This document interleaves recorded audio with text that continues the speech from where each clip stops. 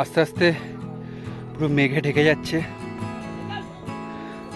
এই যে ওপরে দেখা যাচ্ছে তুঙ্গনাথ।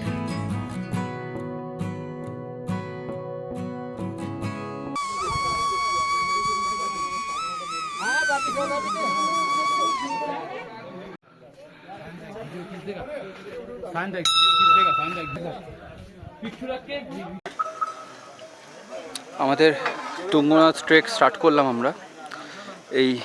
এই পয়েন্ট থেকে ট্রেক স্টার্ট হচ্ছে, দিয়ে এই সোজা উঠে যাচ্ছে রাস্তা। মোটামুটি 5-5.5 ঘন্টা লাগার কথা ট্রেকে। এবার দেখা যাক কতক্ষণ কি লাগছে। ঘড়িতে সময় হয়েছে এখন 3টে, পুরো 3টে বাজে। আমরা ট্রেক স্টার্ট করলাম। ফার্স্ট স্টার্টিংয়েই অনেকটা খাড়াই রাস্তা, স্ট্রিপ অনেকটা বেশি। আমাদের ট্রেক কিন্তু স্টার্ট হয়ে গেছে, তো অনেকটাই চড়াই, শ্বাস ফুলছে, তবে সেরকম প্রবলেম এখনো পর্যন্ত হয়নি। হ্যাঁ, আশা করছি পুরো ট্রেকটা ভালো করে কমপ্লিট হবে আজকে।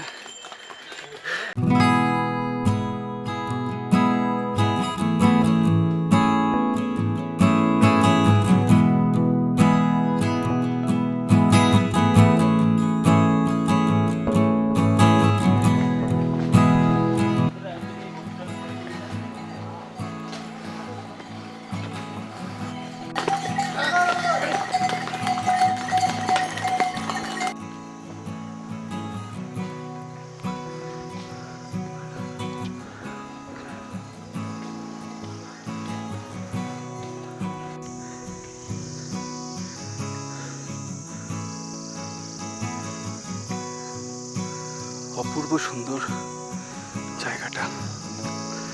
এই চোপটাকে যে কেন মিনি সুইজারল্যান্ড বলে আজকে বুঝতে পারছি।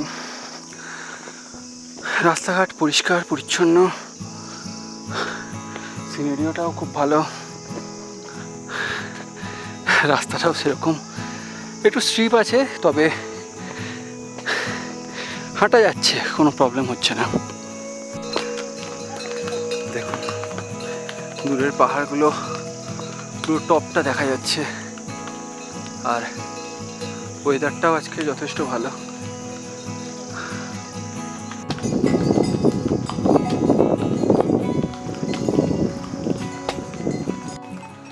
আমার পেছনে আকাশটা লাগছে, দেখুন সুন্দর মেঘ আকাশের উপরে দেখা যাচ্ছে।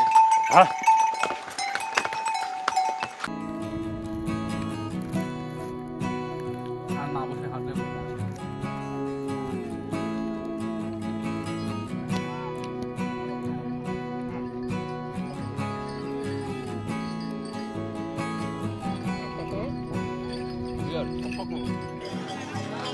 Look at this view, man. কি লাগছে ভিউটা। এই ভিউয়ের সাথে কোনো কম্প্রোমাইজ হবে না।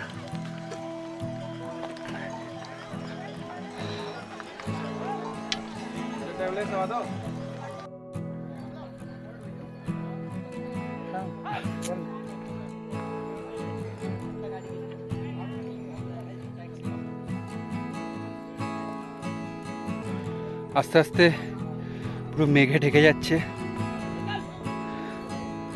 তুঙ্গনাথের ওপরটা। পুরো মেঘ আমাদের কাছে চলে আসছে। যে মেঘটা আমরা নিচ থেকে ওপরে দেখি, এখন কিন্তু সেই মেঘটা আমরা আমাদের গায়ে লেগে যাচ্ছে। ওই যে নামছে, এখনও কিন্তু এমন কিছু রাস্তা নয়।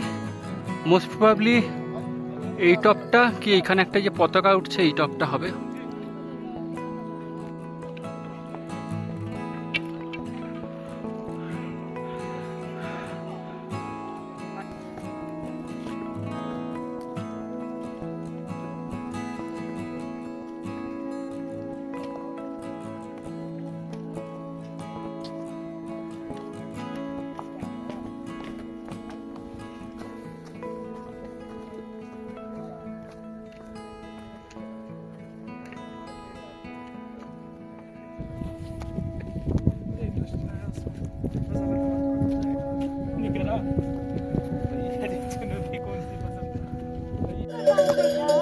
Look at this view यार, স্বপ্নের থেকে কোনো অংশে কম নয়।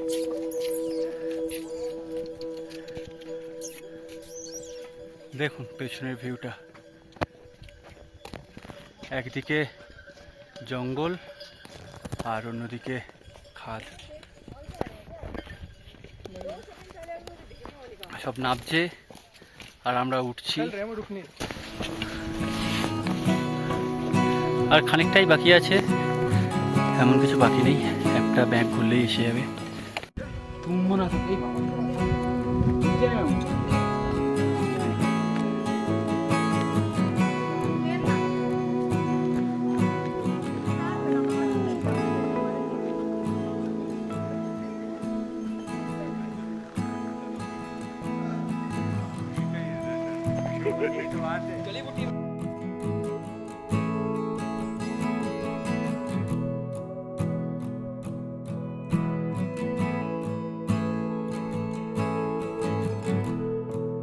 অনেক কষ্টের পর সবার লাস্টে মেঘগুলো কাটতে দেখতে পাওয়া গেল তুঙ্গনাথ। এই যে ওপরে দেখা যাচ্ছে তুঙ্গনাথ, এই সেই তুঙ্গনাথের মন্দির।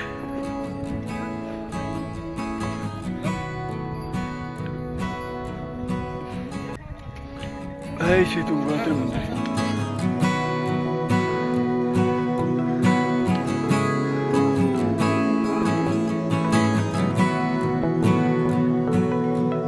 অবশেষে পৌঁছে গেলাম তুঙ্গনাথ।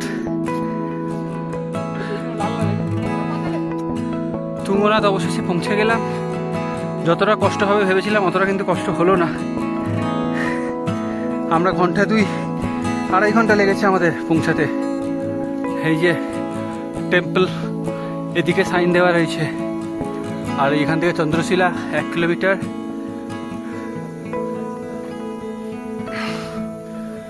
এই যে তুঙ্গনাথ টেম্পল।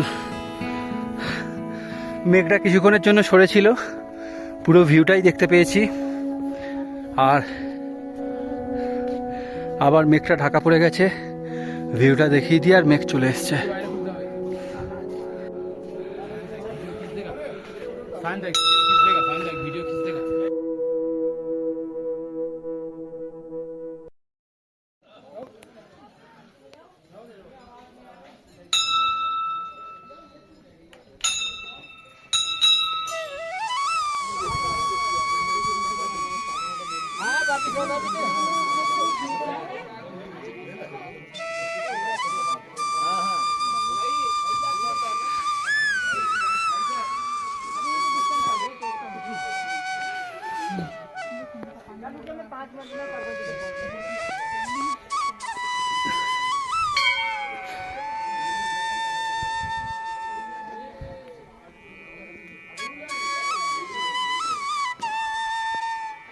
बाबा जी का घर है।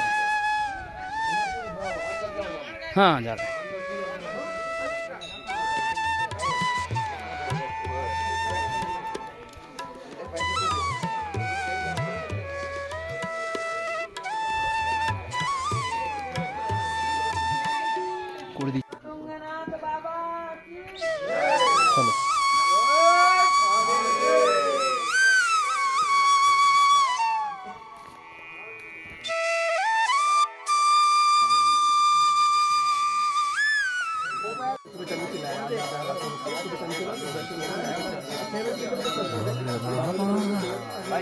चलो तेरी क्या ही बात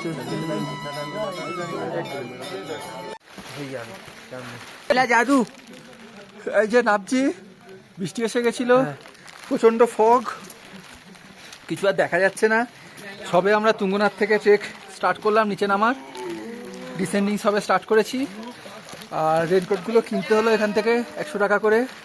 তবে বেস্ট প্রাপ্তি হচ্ছে আমরা পুজো দিতে পেরেছি, শুধু না আরতিটা দেখতে পেয়েছি। ওটা ম্যাক্সিমাম কেউ দেখতে পায় না, যেহেতু অনেক সন্ধ্যেবেলা হয়, যারা এখানে থাকে তারাই শুধু দেখতে পায়। এই যে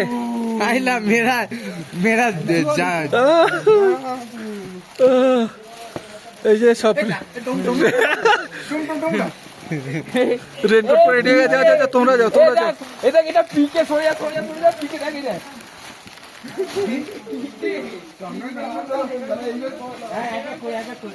চলো, এখন আর কিছু দেখাচ্ছি না, অনেক রাত, প্রায় 7:30, 7টা 7:30 বাজে।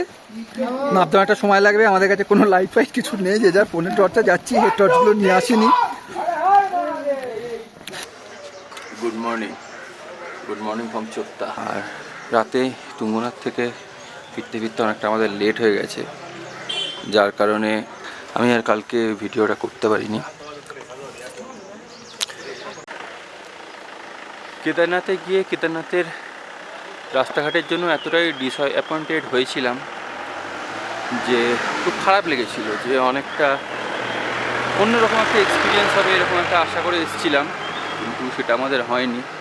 আরও অন্যরকম একটা এক্সপিরিয়েন্স হয়ে গেছে। আমরা চোপতাটায় এসে খুব হ্যাপি, সবাই খুব পছন্দ হয়েছে। কালকে আমরা চোপতা ট্রেক স্টার্ট করেছিলাম 3টে 3:30 দিকে, আর কমপ্লিট করে ফিরেছি রাত 9টার সময়। 9টার আগে চলে এসেছি। ওপরটা পুরো মেঘে ঢাকা, খুব ভালো ভালো ফুটেজ এসছে, আপনারা আমার ইনস্টাগ্রামে চেক করতে পারেন, খুব ভালো ভালো ফটো থাকবে। উপরে কিন্তু কালকে আমরা সন্ধ্যা আরতি দেখতে পেয়েছি তুঙ্গনাথে। এটা একটা খুব বড় একটা অ্যাচিভমেন্ট যে আমরা কালকে সন্ধ্যা আরতি দেখতে পেয়েছি। সন্ধ্যা আরতির সময় ফটোগ্রাফি করতে দেয় না, যার জন্য ফটোগ্রাফি আমরা করিনি। আর লুকিয়ে লুকিয়ে করাটা আমার মনে হয় না যে ঠিক। কিছু কিছু জায়গায় কিছু ডিসিপ্লিন থাকা ভালো, যার কারণে যেটা যেরকম সেটা সেই নিয়মেই চলতে দেওয়া তাকে উচিত। চোখ ভরে তো দেখলাম। আপনারা যদি দেখতে চান চলে আসুন তুঙ্গনাথে সন্ধ্যা আরতি।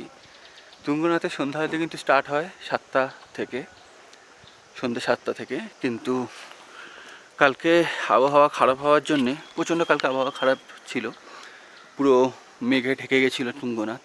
মানে আমার একটু সামনেই কে আছে দেখা যাচ্ছে না, এতটা মেঘে ঢাকা ছিল। তাই জন্য দেখলাম 7টা না হয়ে ওনারা কিন্তু 6:30টার সময় সন্ধ্যা আরতিটা করা শুরু করে দিয়েছিল। কমপ্লিট হতে হতে 7টা বেজে গেছিলো, আধ ঘন্টা মতো সময় লাগে, কিন্তু দেখে মন শান্তি হয়ে গেছে। Bye bye Chopta, Chopta complete.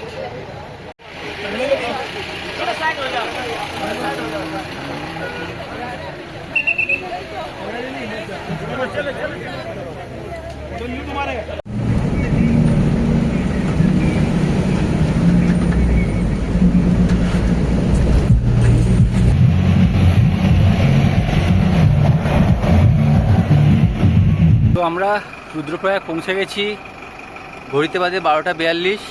10টার সময় ওখান থেকে গাড়ি ছেড়েছি, রুদ্রপ্রয়াগ এসেছি। রুদ্রপ্রয়াগ থেকে আমরা বাসে যাব। এই যে আমাদের বাস, এটাই করে কিন্তু আমরা হরিদ্বার যাব। ড্রাইভার উঠছে না, এখনও পুরো সিট ফিল আপ হয়নি। সিট ফিল আপ হলে তারপর যাব, কিছু এখনও বাকি আছে। বাস কিন্তু আমাদের ছেড়ে দিয়েছে। সিটিং অ্যারেঞ্জমেন্টটা এরকম, এইদিকে দুটো, এদিকে দুটো 4টে করে সিট রয়েছে।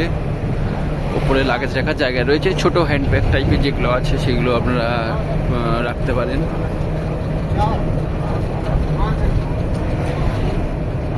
আমি দেবো, আমি मैं दूंगा। आइए, ठीक है। ये हमारा कंट्रैक्टर जी है। 4-5 घंटे लग जाएगा। अच्छा, रास्ते में लंच के लिए रुकेंगे? श्रीनगर में कर लेना, हमने भी नहीं किया। ঠিক আছে। আমাদের বাস কিন্তু পুরোটা হরিদ্বার পর্যন্ত গেল না। আমাদের বাস ঋষিকেশে আমাদেরকে নামিয়ে দিল। এই যে এই বাস আমাদেরকে ঋষিকেশে নামিয়ে দিল। এখান থেকে প্রচুর হরিদ্বারের বাস আছে, তো ঋষিকেশ থেকে হরিদ্বার আমরা বাসে যাচ্ছি আবার। এই হচ্ছে ঋষিকেশ থেকে হরিদ্বার যাওয়ার বাস। এই ঋষিকেশ বাস স্ট্যান্ড থেকে কিন্তু প্রচুর হরিদ্বার যাওয়ার বাস আপনারা পেয়ে যাবেন। তো এখানেই আজ শেষ করছি। আমার ভিডিওটা ভালো লাগলে একটা লাইক করে আমার চ্যানেলটিকে সাবস্ক্রাইব করে দেবেন। ধন্যবাদ। আবার দেখা হচ্ছে নতুন একটা এপিসোডে। সবাই ভালো থাকবেন, সুস্থ থাকবেন। টাটা।